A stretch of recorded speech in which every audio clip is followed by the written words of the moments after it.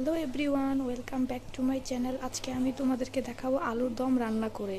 আমরা বাসায় যেভাবে রান্না করে খাই, চলো রান্না করা যাক।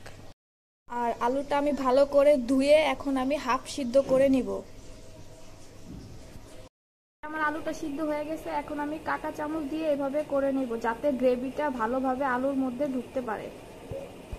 চুলায় কড়াইটা বসিয়ে দিলাম।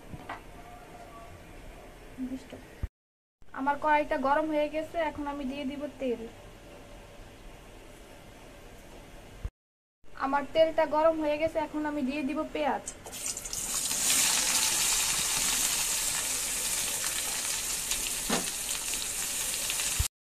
এখন আমি পেঁয়াজটা হালকা করে ভেজে নেব। এখন দিয়ে দেব রসুন বাটা।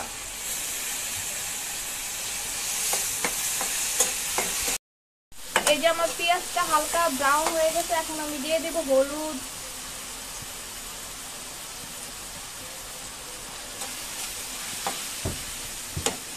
দিয়ে দেব মরিচ,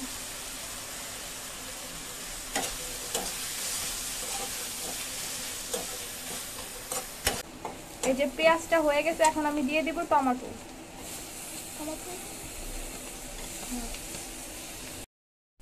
আর এই টমেটোগুলো আমি একদম সসের মতো করে নিব।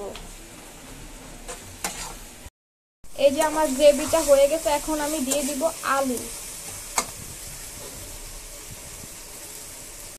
এখন আমি দিয়ে দিব আলুগুলো।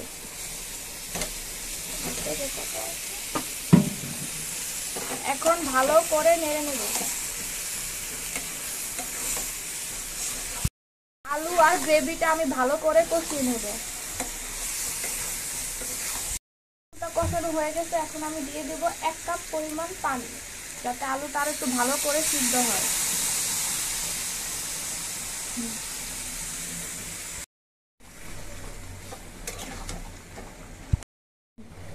এখন দিব লবণ। এখন দিয়ে দেব আস্ত কাঁচামরিচ, কারণ ঝালের পরিমাণটা একটু বেশি হলেই মজা লাগে।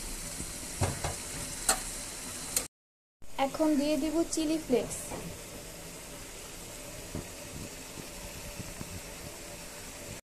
ভালো মতো নেড়ে দিয়ে দেব ধনেপাতা। এই যে আমার তরকারিটা হয়ে গেছে, এখন আমি দিয়ে দেব ধনেপাতা। ধনেপাতা দিয়ে নেড়ে নামিয়ে নিব।